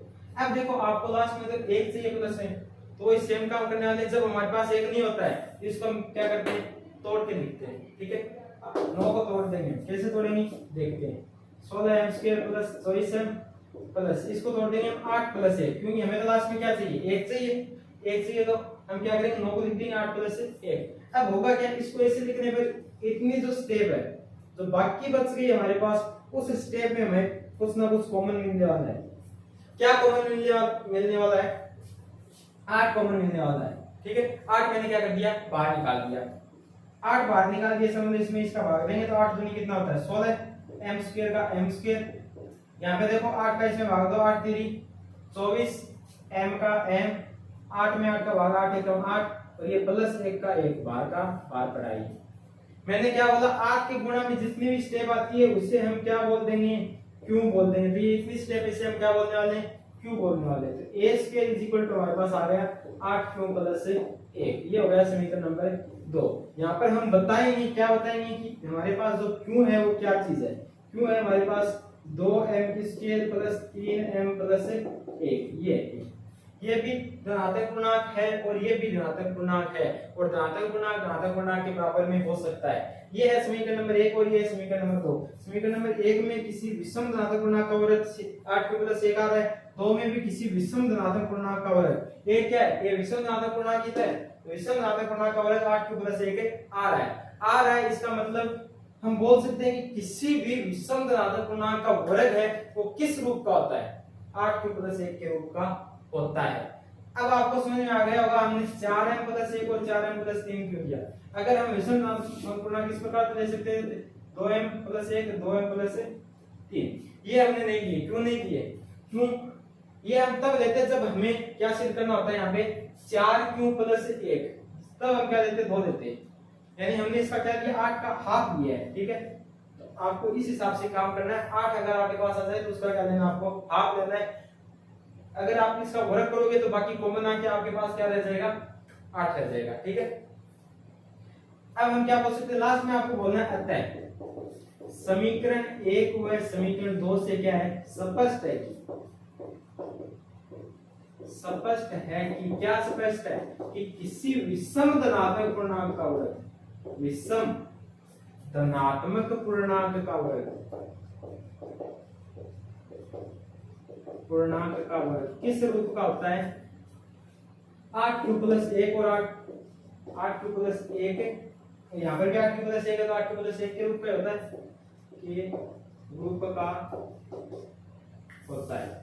ये था हमारा क्वेश्चन नंबर 1, जो कि क्या उसका है, कंप्लीट हो चुका है। अब हम करने वाले क्वेश्चन नंबर 2। हाँ, तो अब करते हैं एक्सरसाइज 2.1 का क्वेश्चन नंबर 2। क्वेश्चन नंबर 2 में आपको बोल रखा है कि यूक्लिड विभाजन प्रमेय द्वारा दर्शाइए कि किसी भी धनात्मक पूर्णांक संख्या का घन, इस बार वर्ग नहीं दिया आपको क्या दिया है, धनात्मक पूर्णांक। आपके पास एक संख्या है, उसका जो घन है वो होता है 9q प्लस 1 और 9q प्लस 8 के रूप का होता है। कौन होता है, घन। घन यानी कि क्यूब। क्यूब जो है वो किस रूप की होती है, 9q प्लस 1 और 9q प्लस 8 के रूप की होती है। ये आपको सिद्ध करना है, जहां तक में क्या है, धनात्मक पूर्णांक है। ठीक है, आपको सिद्ध क्या करना है कि धनात्मक पूर्णांक का घन क्यूब है वो किस रूप का होता है। सेम कोई प्रोसेस करनी है, आपको क्या करना है, मानना है, क्या मानना है, मानना ए कोई, यहाँ पे विषम सम विषम की कोई चर्चा नहीं है, तो आप डायरेक्ट बोलोगे ए कोई क्या है, धनात्मक पूर्णांक है। ए कोई क्या है, धनात्मक पूर्णांक है। ठीक है, ए अगर धनात्मक पूर्णांक है तो ए इज इक्वल टू आपको क्या लेना है, 3m प्लस 1 और a is equal to 3m plus 2। 3m plus 1 और 3m प्लस 2, तो ये a आपको इस हिसाब से लेना है कि ये हो जाएगा। क्यों? क्योंकि हम वर्ग करेंगे तो 9 आ जाएगा, 3 का वर्ग सॉरी घन करना है, 9 आ जाएगा, या फिर 27 आएगा। उससे हम क्या कर सकते हैं, 9 कॉमन निकाल सकते हैं। हमें क्या चाहिए, 9 कॉमन चाहिए। गुणा में कुछ भी हो कोई फर्क नहीं पड़ने वाला है, गुणा में कुछ भी हो, तो हमें ऐसी संख्या लेनी है जिसका वर्ग करने पर हमारे पास 9 क्या जाए, सॉरी घन करने पर हमारे पास 9 क्या जाए, कॉमन आ जाए। ठीक है, या फिर हम इसका थर्ड टाइम ले सकते हैं। 9 में 3 का क्या देना है, भाग देना है, तो क्या आ जाएगा आपके पास 3 आ जाएगा। b की वैल्यू आपके पास क्या आ रही है, यहाँ पे 3 आ रही है। वहां पे हम 2 का भाग क्यों दे रहे थे, 2 का भाग इसलिए दे रहे थे वहां पे हम, क्योंकि हमारे पास वहां पे क्या था, वर्ग था। वर्ग स्क्वायर को बोलते हैं, घन क्यूब को बोलते हैं। क्यूब यानी कि 3 घात, और ये 2 घात होती है। 2 घात के लिए 2 का भाग देते हैं और 3 घात के लिए किसका भाग देते हैं, 3 का भाग देते हैं। ये ध्यान रखना आपको। ठीक है, कब, जब आपको धनात्मक पूर्णांक चाहिए कि हम क्या जानते हैं, हम ये इसके बाद वो स्टेप नहीं लिखते हैं, हम जानते हैं कि धनात्मक पूर्णांक ये होंगे, तो वो कैसे निकलते हैं वो बता रहा हूँ। वो निकलते हैं आपके पास ये, जैसे आपको ये नहीं देकर आपको दे देता, मान लो 25 दे देता, तो आप क्या करते, आपको धनात्मक पूर्णांक इस फॉर्म में मानने होते थे, 5m प्लस 1 और 5m प्लस 2। क्यों? क्योंकि 25 में आपको क्या करना पड़ता, 25 का आप क्या करोगे, क्यूब करोगे। 25 का क्यूब करोगे, क्यों घन है, घन करोगे तो आपके पास क्या आने वाला है, 125। और 125 में से हम आसानी से क्या कॉमन ले सकते हैं, कॉमन लेकर हम क्या निकाल सकते हैं, 25 निकाल सकते हैं। इसमें से हम 5 कॉमन ले तो हमारे पास क्या आ जाएगा, 25 आ जाएगा। ठीक है, ये आपको क्या रखना है, ध्यान में रखना है, किस हिसाब से हम धनात्मक पूर्णांक ले। यहाँ पे आपका जो धनात्मक पूर्णांक है वो 3m प्लस 1 और 3m प्लस 2। 3m प्लस 3 क्यों नहीं लिया, 3m प्लस 3 क्यों नहीं लिया, क्यों? क्योंकि ये b कभी भी r के बराबर नहीं हो सकता, इसलिए 3m प्लस 3 नहीं लिया। ये है हमारे धनात्मक पूर्णांक। हम यहाँ पे लिखेंगे, हम जानते हैं कि, हम पहले से क्या जानते हैं, हम जानते हैं कि धनात्मक पूर्णांक 3m 3m प्लस 1 व 3m प्लस 2 के रूप के होते हैं। इस रूप के जो धनात्मक पूर्णांक है वो होते हैं, ये हम पहले से जानते हैं। जहां पर हम m की भी चर्चा करेंगे, m हमारे पास क्या है, जहां m एक धनात्मक पूर्णांक है, m भी क्या है, एक धनात्मक पूर्णांक। अब आपको क्या करना है, केस फर्स्ट में आपको बोलना है क्या कि अगर a कोई धनात्मक पूर्णांक है और 3m भी एक धनात्मक पूर्णांक है, दोनों क्या होंगे, बराबर होंगे। ये हो जाएगा a = 3m हो जाएगा, यहाँ तक कोई दिक्कत नहीं। हमें इस बार क्या करना है, वर्ग नहीं करना, स्क्वायर नहीं करना, क्यूब करना है। क्यों? क्योंकि हमें क्या देखना है, क्यूब इस रूप का होता है, धनात्मक पूर्णांक का क्यूब इस रूप का होता है, इसलिए दोनों तरफ हम क्या करेंगे, क्यूब करेंगे। a³ = 3m का क्यूब, तो ये आपके पास आ जाएगा a की क्यूब = 3 की क्यूब कितनी होती है, क्यूब का मतलब है ये अपने आप से कितनी बार मल्टीप्लाई है, 3 बार। ये हो जाएगा 3 3 9 9 3 27, ये हो गया 27m की क्यूब। अब देखो आपको क्या लाना है, आपको लाना है या तो 9 क्यों आ जाए, या 9 क्यूब प्लस 1 या 9 क्यूब प्लस 8। तो आपको 9 चाहिए, 9 चाहिए तो आप इसमें से 9 क्या निकालने वाले हो, कॉमन। मैंने 9 को ले लिया बाहर, 9 3 कितना होता है, 27 होता है, m की क्यूब का m की क्यूब। ये हो गया a³ = 9 बाहर है। अब देखो 9 के गुणा में जो होगा उसे हम क्या बोल सकते हैं, क्यों बोल सकते हैं, जैसे पिछले वाले सवाल में बोल रहे थे, इसे हम बोल देंगे समीकरण नंबर 1। ये हो गया a³ = 9 क्यूब, यानी कि किसी भी धनात्मक पूर्णांक का जो घन है वो किस रूप का आ गया, 9 क्यूब के रूप का आ गया है। यहाँ पे हम बताएंगे कि हमारे पास जो q है वो किसके बराबर है, 3m³ के बराबर है। ठीक है, ये हमारा क्या हो गया, इक्वेशन नंबर फर्स्ट हो गई। अब हम केस सेकंड से इक्वेशन नंबर सेकंड निकालने वाले हैं। केस सेकंड हम क्या लेने वाले हैं कि a किसके बराबर हो सकता है, 3m + 1 के बराबर भी हो सकता है। a किसके बराबर हो सकता है, 3m + 1 के बराबर भी हो सकता है। हमें इसका क्या करना है, ये तो सीधा धनात्मक पूर्णांक है, हमें इसका घन करना है, क्योंकि हमें घन देखना है कि इस रूप का होता है, तो हमें इसका क्या करना पड़ेगा, घन करना पड़ेगा। चलो करते हैं घन। a की क्यूब = 3m + 1 की क्यूब। अब आपको ये पता होना चाहिए कि a + b की होल क्यूब का फॉर्मूला क्या होता है। a + b की होल क्यूब, इसका जो फॉर्मूला है वो क्या होता है, वो होता है a की क्यूब + b की क्यूब + 3a² b + 3ab²। ये आपको क्या रखना है, याद रखना है। ठीक है, ये क्या होता है, a + b की होल क्यूब का फॉर्मूला होता है फर्स्ट की क्यूब सेकंड की क्यूब 3a², यानी फर्स्ट की स्क्वायर कर देंगे तब सेकंड पावर 1 आएगी, जो लिखते नहीं है। अब क्या करेंगे, इसमें फर्स्ट की पावर 1 कर देंगे तो सेकंड की स्क्वायर हो जाएगी। ठीक है, 3a² b और 3ab², ये जो फॉर्मूला वो आपको ध्यान में रखना है। जिस भी कॉपी में आप काम कर रहे हो, नोट कर रहे हो, उसके ऊपर ही ऊपर आप ये फॉर्मूला लिख लेना, ताकि आप फिर से ये क्वेश्चन देखो तब आपको याद आ जाए कि ये फॉर्मूला इस प्रकार से होता है। तो आपको क्या करना है, a की क्यूब यानी फर्स्ट की क्यूब सेकंड की क्यूब प्लस 3a² यानी इसकी square 3a² b plus 3ab²। ये सीधा लिखना है, इस बार किसकी स्क्वायर कर देंगे, b की स्क्वायर कर देंगे। यहाँ पर तो a की स्क्वायर की है, यहाँ पे किसकी कर दी, b की स्क्वायर, यहाँ पे a की स्क्वायर और यहाँ पे b की स्क्वायर। ठीक है, ये ध्यान रखना आपको। तो ये हो गया हमारे पास a की क्यूब = 3 की क्यूब, हमने यहाँ पे की थी, 3 की क्यूब कितनी होती है, 27 होती है, 27 m की क्यूब प्लस 1 का 1, या फिर 1 को हम लास्ट में लिख देंगे, 1 को 1 पर पढ़ाए। ये देखो ये कितना होता है, 9m², 9 3 कितना हो जाएगा, 27m²। ये देखो 3 3 9, 9 को 1 से गुणा करेंगे 9m, और वो यहाँ वाला 1 मैंने लास्ट में लिख दिया। अब देखो इस पूरे में 3 हमें क्या कॉमन लेना पड़ेगा, 9 है, तो हमें 9 क्या लेना पड़ेगा, कॉमन लेना पड़ेगा इस पूरे में। तो लेते हैं यहाँ पे a की क्यूब = 9 मैंने कॉमन ले लिया, तो 9 के टेबल कितनी बार काउंट करूं, 27 आ जाए, 9 3 27, m की क्यूब का m की क्यूब, फिर से 9 3 27, इस बार क्या m की स्क्वायर है, m की स्क्वायर प्लस यहाँ 9 बाहर चला गया, m का m बच गया, प्लस आगे क्या है 8 है। यहाँ तक मेरे हिसाब से कोई दिक्कत नहीं है। करते हैं आगे। a की क्यूब।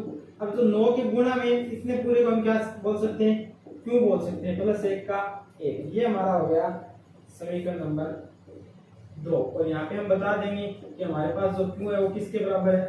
क्यों हमारे पास है 3m की क्यूब प्लस 3m की स्क्वायर प्लस 1 के बराबर है हमारा।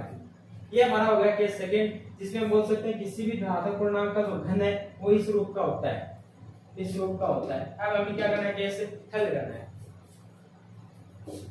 केस हल में आपको क्या करना है, ये जो धनात्मक पूर्णांक है वो इसके बराबर भी हो सकता है, ये लेके चलेंगे। a = 3m + 2 के बराबर भी हो सकता है। हमें क्या करना है, दोनों तरफ क्यूब करनी है, 3m + 2 की क्यूब। अब a + b की होल क्यूब हमने अभी खोल ली थी, इस हिसाब से खोल देंगे। कैसे, a की क्यूब का a की क्यूब फर्स्ट की क्यूब प्लस सेकंड की क्यूब। अब क्या करेंगे हम, फर्स्ट की क्यूब कर दी, सेकंड की क्यूब कर दी, 3a² b, 3a² यानी इसकी स्क्वायर इनटू सीधा b। अब क्या लगाएंगे, प्लस 3। इस बार क्या करेंगे, b की स्क्वायर करेंगे, तो 3 इसको डायरेक्ट करते हैं, 3m b की क्या करते हैं स्क्वायर, 2 की स्क्वायर। ठीक है। अब चलते हैं आगे, a की क्यूब का a की क्यूब। 3m की क्यूब हमने पहले निकाली थी, क्या होती है, 3m की क्यूब होती है 27m क्यूब, 27m क्यूब। 2 की क्यूब 8 होती है, तो हम लास्ट में लिख दें क्यों, क्योंकि हमें 8 क्या लेना है, काम में लेना है, यानी 8 कॉमन नहीं आने वाला, 8 लास्ट में रहने वाला है। ठीक है। इसको सोल्व करते हैं। 3 का 3, 3 की स्क्वायर 3 3 9, 9m² इनटू 2 का 2, ये हो गया 9 3 27, 27 दूनी 54, 54m² प्लस, अब करते हैं इसको सोल्व, 3 3 9 इनटू 2 की स्क्वायर कितने होते हैं 4, 9 चौके 36m, ये भी हो गया। अब वो जो हमारा ये 8 बचा हुआ था, 2 की क्यूब कितनी होती है, 2 की क्यूब का मतलब 2 कितनी बार गुणा करना है, 3 बार गुणा करना है, 2 दूनी 4, 4 दूनी 8, 8 मैंने क्या लिख दिया, लास्ट में लिख दिया। आपको क्या करना है, 9 कॉमन लेना है, क्योंकि आपको क्या बनाना है, 9 क्यूब प्लस 8 बनाना है। 8 तो आपके पास है, इसमें से आप क्या लेने वाले हो, 9 कॉमन लेने वाले हो। a क्यूब इक्वल टू आपके पास क्या है, 9 मैंने कॉमन ले लिया, 3 9 3 27, 9 6 54 और 9 चौके 36, m का m प्लस 8 का 8। यहाँ तक मेरे हिसाब से कोई प्रॉब्लम नहीं है। मैंने क्या बोला था, जो 9 के गुणा में उसे हम पूरे ऊपर क्या बोल सकते हैं, क्यूब बोल सकते हैं। ये हमारे पास आने वाला है a की cube equal to 9 cube plus आगे क्या है 8 है। ये हमारे पास आ गई इक्वेशन नंबर 3। यहाँ पे हम बोल देंगे कि जो हमारा क्यू है वो किसके बराबर होगा, 3m की क्यूब होगी, 3m की क्यूब प्लस 6m की स्क्वायर प्लस 4 है। अब हम जो हमारी इक्वेशन फर्स्ट और इक्वेशन सेकंड और इक्वेशन थर्ड, इन तीनों से क्या कंक्लूजन निकालते हैं। इनसे कंक्लूजन ये निकाल सकते हैं कि जो किसी भी धनात्मक पूर्णांक का जो घन है, क्यूब है, वो किस रूप की होती है, 9 क्यूब प्लस 1 और 9 क्यूब प्लस 8 के रूप की होती है। हम लास्ट में लिख देंगे, अतः समीकरण 1 2 व 3 से स्पष्ट है कि, क्या स्पष्ट है कि किसी भी धनात्मक पूर्णांक का घन, इस बार क्या लिखना है आपको, घन लिखना है, धनात्मक पूर्णांक का घन किस रूप का होता है, 9 क्यूब प्लस 1 व 9 क्यूब प्लस 8 के रूप का होता है। इसके बाद आपको यह भी बताना है कि क्यों क्या चीज है, जहां क्यों एक धनात्मक पूर्णांक है, क्यों क्या एक धनात्मक पूर्णांक है। ये था हमारा क्वेश्चन नंबर 2, जिसमें हमें क्या करना था, किसी भी धनात्मक पूर्णांक का जो घन है वो इस रूप का होता है, ये सिद्ध करना था, जो कि हम कर चुके हैं। अब हम करने वाले हैं क्वेश्चन नंबर 3। हाँ, तो अब करते हैं क्वेश्चन नंबर 3, एक्सरसाइज 2.1 का क्वेश्चन नंबर 3। क्वेश्चन नंबर 3 हमारे पास दर्शाइए कि किसी धनात्मक विषम पूर्णांक, यहाँ पे हमारे पास है विषम धनात्मक पूर्णांक है, विषम धनात्मक पूर्णांक को 6 क्यूब प्लस 1, 6 क्यूब प्लस 3 और 6 क्यूब प्लस 5 के रूप में व्यक्त किया जा सकता है, जहाँ को क्या है धनात्मक पूर्णांक। तो आपको बताना है कि इसके रूप में हम इसको लिख सकते हैं, किसको, विषम धनात्मक पूर्णांक को इस रूप में हम लिख सकते हैं। इसमें कोई प्रॉब्लम नहीं है, तो डायरेक्ट क्या हमारे पास धनात्मक पूर्णांक वर्ग और घन का कोई झंझट ही नहीं है। धनात्मक पूर्णांक a इक्वल टू क्या होता है, bq प्लस r होता है। तो b क्या होता है, q के जो गुणा में होता है वो होता है b, q के जो गुणा होता है वो b होता है। b की वैल्यू हमारे पास क्या है 6, हम क्या बोलेंगे, मानना a कोई क्या है,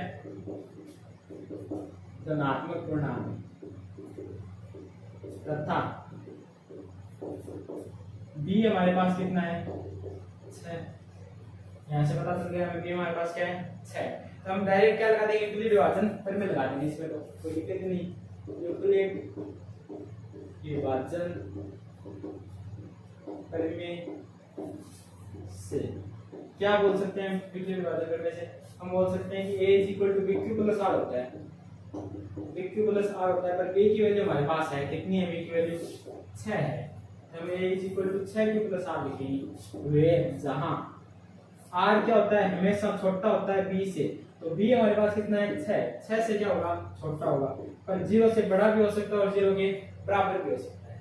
तो यहाँ से हम क्या कंक्लूजन निकाल सकते हैं, कंक्लूजन ये निकाल सकते हैं r 0 हो सकता है, 1 हो सकता है, 2 हो सकता है, 3 हो सकता है, 4 हो सकता है, 5 हो सकता है, पर 6 कभी भी नहीं हो सकता। क्यों, क्योंकि 6 से क्या है, छोटा है, और 0 या 0 से बड़ा हो सकता है। ठीक है, r की इतनी वैल्यू आ गई हमारे पास। ये सारी की सारी वैल्यू हम अलग अलग केस लेकर इसमें क्या करते रहेंगे, पुट करते रहेंगे। जैसे मैंने केस फर्स्ट ले लिया, r इज इक्वल टू कितना, जब r इज इक्वल टू क्या हो 0, जब r बराबर क्या हो 0, तब a बराबर क्या होगा 6q प्लस 0।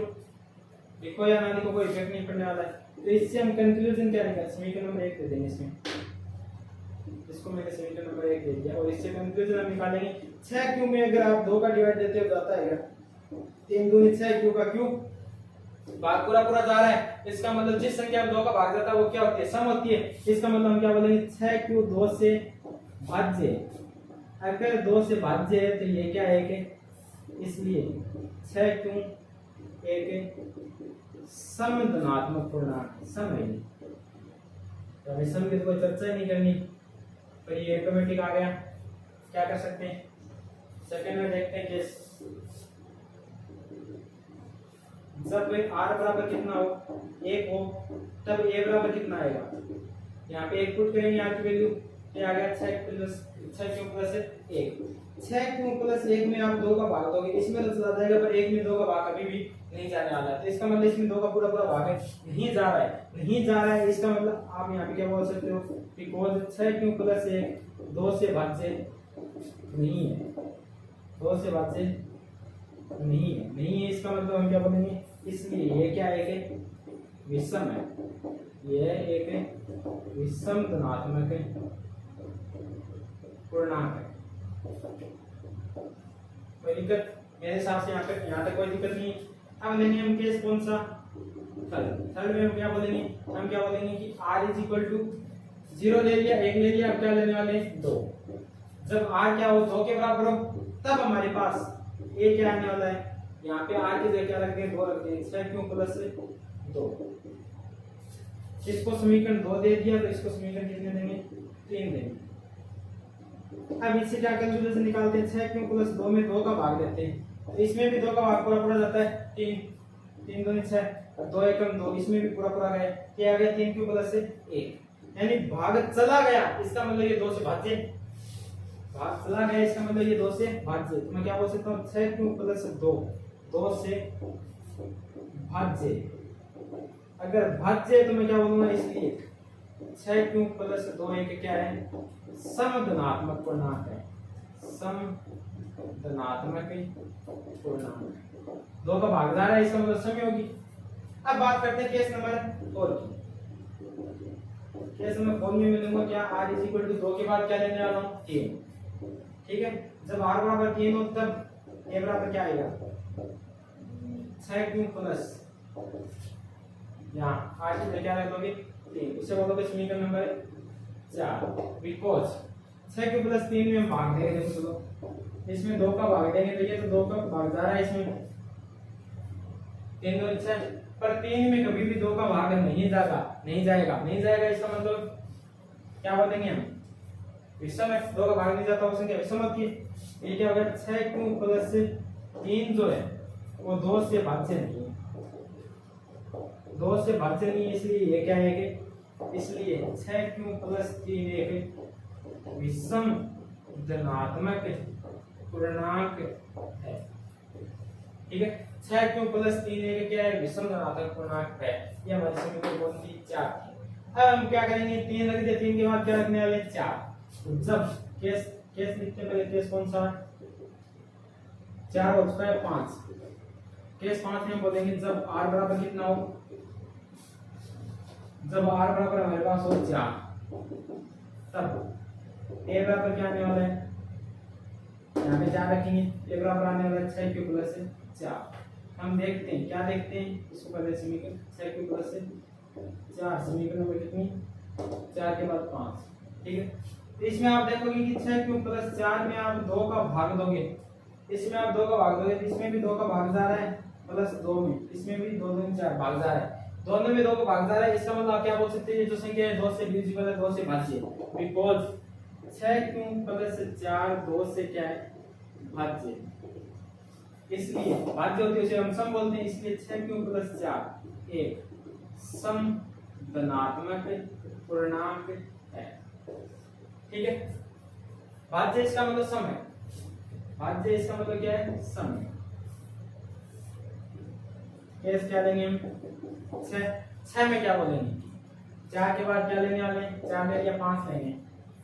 जब r इज इक्वल टू कितना हो जाए 5 तब a इज इक्वल टू क्या आएगा 6 प्लस 5, इसे बोल देंगे समीकरण नंबर 6।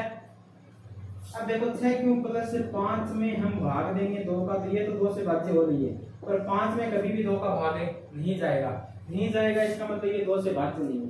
हम बोलेंगे 6 प्लस 5 2 से भाज्य नहीं है, भाग नहीं जाता है, भाज्य नहीं है, इसलिए 6 प्लस 5 क्या है एक विषम धनात्मक पूर्णांक है।